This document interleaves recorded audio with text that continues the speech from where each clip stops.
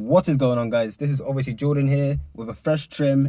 I'm back again for another video, and today we're going to talk about budgeting and saving, and just it's going to be relatively quick, relatively decent summary on the topic, because I feel like budgeting and saving is not too much you can go into. There's a lot of nuances, but it depends a lot on your budget, on your risk tolerance, on how much money you make, things like that. I just said your budget depends on your budget. Of course, that's pretty obvious, but what I meant to say is it depends on your income and your outcome and your expensive needs and stuff like that, and needs and wants and such and such and such. So I'll try and go through a general stance today and kind of what I talk about the most, things that I recommend the most, and then going forward we can discuss, like in the comments, Instagram, whatever, some more specific things. Obviously, as I always say, I'm not a financial advisor. This is not financial advice. I don't have years of experience and knowledge on the topic, but yeah, let's just get into it. So one budgeting rule that I talk about a lot, which I've seen a lot from other people that I've talked about in the past, like Dave Ramsey, I think, and to be fair, I've burnt quite a lot of financial books, and people that are in the financial space talk about this budgeting rule, and something that I also go by myself, and it's a 50-30-20 rule.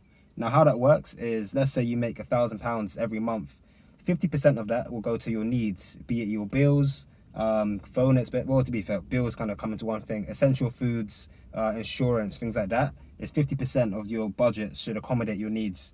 30% accommodate your wants, which would be, like, to be fair, car insurance. Unless you need a car, that kind of comes under a want. But also like cinema, eating out, video games, stuff like that comes under things you want. Like, you don't need it. You can go without The Last of Us 2, well, maybe not that game per se, but games in general, some of them you can go without. So that kind of comes into your wants category. So £300 or the 1,000 you make can go towards your wants. And by the way, there's obviously, again, there's loads of little things that go into it, but let's just assume that £1,000, sorry, is discretionary income. It's not like tax deductible or whatever. So that's what you can spend. The final 20%, the final £200 of that pie, to go towards your savings. And when I talk about savings, I mean like actual, investments, savings accounts, things that I discussed in the previous video that will actually, if not generate you money in the short term, they will like be there for you in the long term, like such as, a pension, or if you're American or somewhere where you haven't got a free healthcare system, some sort of like healthcare account, which I know exists. I think it's called HSA in America, but like different things that are going to benefit you at some point in time, because there's no point. Like with Corona going on right now, people realize that, oh crap, my job isn't as, secure as I once thought, or something can literally happen. Like we have no control in terms of how the general world operates. So while you have income, and it's safe to say, oh, I'm in a job that's safe. Like, you never actually know what's safe. So while you have income, while you're fully functional as a human being, while you have no responsibilities or whatever, make sure you save money then, because I guarantee at some point down the line, whether it's tomorrow, a week, a month, a year, a decade from now, there's a very strong chance that something will happen. And hopefully not. I'm not trying to say that you're going to get fired, but something is very likely to happen. And it might even be to a family member. Like if someone in your family dies, you have to pay for that funeral, or for that what's that burner thing called? Cremation. Like, there are things that you have to be aware of, you have to be ready for when they come.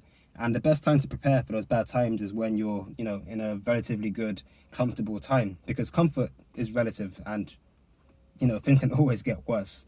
So yeah, 50 into your needs, 30% into your wants, and 20% should be going into savings at any time. Of course, as I said at the beginning, there's a lot of nuance to how you save and stuff. If you don't have the money to save, then obviously put a lot of that money into paying off things that you need to do, and then act accordingly. One technique that I use when it comes to savings, and also when it comes to wants a little bit as well, and kind of into needs, but it doesn't really matter. It's like one thing that I do financially is anything that I spend, if I buy a new shirt, if I if I put money aside to buy food, if I put money aside to go to the cinema or something, anything that I spend, in my head, it's like committed expenses. So like if I spend £50 on a shirt, that £50 is of course come from the want category, but it's like committed. I've committed to make that expense. Whether I get the shirt or not, or get the refund or not, that money's been spent. And as far as I'm concerned, it's out of my hands what happens to it. So in that regard, what happens next is, like, if I do get a refund, if I put £30 aside to go shopping and I only spend 28, if I go to the cinema and I find out it's half price movies, so I spend less money, whatever money I save, quote unquote, from that committed income just goes straight back into savings. I know a lot of people will get a refund and then they'll spend that again on another item, or they'll get it in another size, and it's like, I mean, okay, sometimes it makes sense if it's like a different size, if so you want a different color item or something like that. But if you're committing to spend something and then you decide you don't want it anymore, like put that money. You can literally do anything else instead of buying another thing. Like if you, the fact that you returned it in the first place because you didn't like it, generally means that you don't actually need it that much. Or on the topic of like savings, like half price eggs or something, you don't like that 50p difference that you saved from the, you know, your goods being on half price isn't going to make or break your, you know, your lifestyle in many cases. I mean, sometimes, as I said, there's a lot of nuance to it. Some people might need that 50p more than others, but the fact of the matter is, like, at the end of the day, the money you're committed to spend, that you're already prepared to spend, that you already have, like, you know, out of sight, out of mind kind of thing, there's no reason why most people can't then pick that money up from that refund, that discount, that whatever, and just put it straight back into a savings account. Put that, again, out of sight, out of mind. Because if you keep it there, you're going to be, you know, tempted to spend it, and there's just no need to be tempted by something that you don't need to be tempted by. Because, like, as I said, you should always have an investment account open, a savings account open. If you're not in a position where you can invest, that's probably because you're in some sort of debt, which means you can pay off some debt. So there's always somewhere that money can go, and it shouldn't really ever be, you know, a bank account. Because bank accounts, they're good for some things, but they're not good for others.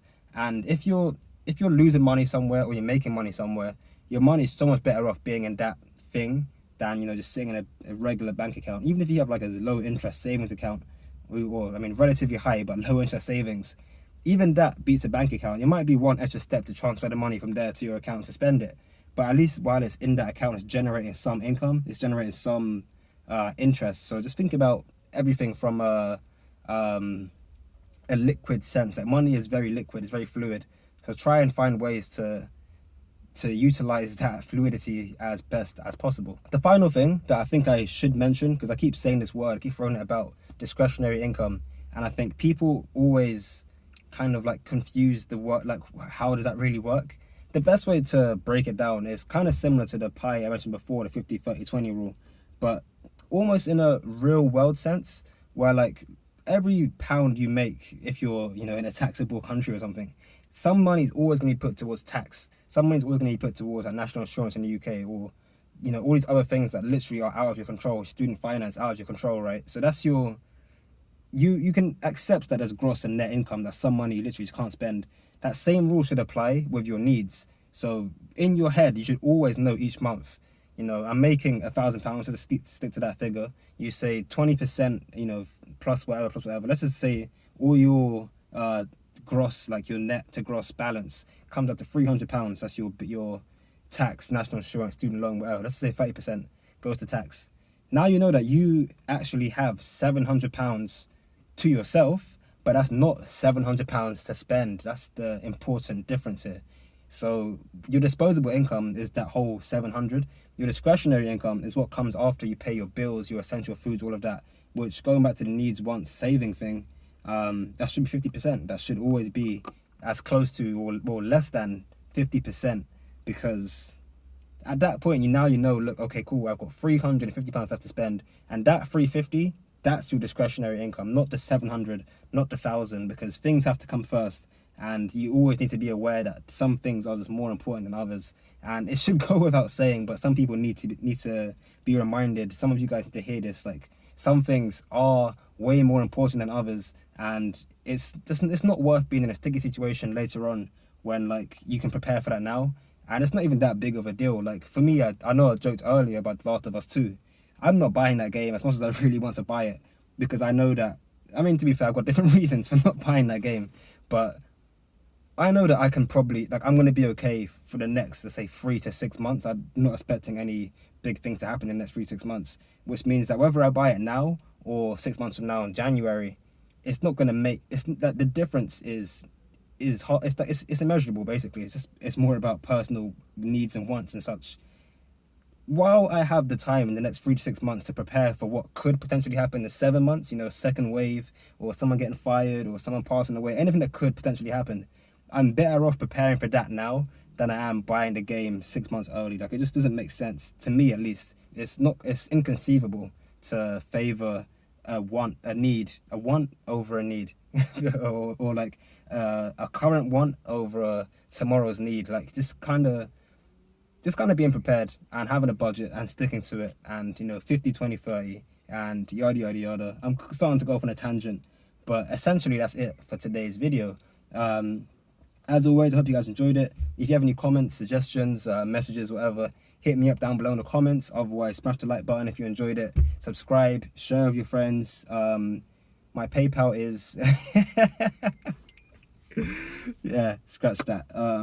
But yeah, if you do want to send me money, I do have a Patreon link actually in the description. That's a perfect time to put that in. I hope nobody noticed how desperate I am for money right now. I'm really trying to buy The Last of Us 2, as I've mentioned. But yeah, forget it. It's too hot in this car. I'm starting to hyperventilate or whatever. That's the end of the video. I hope you guys enjoyed it. Peace out.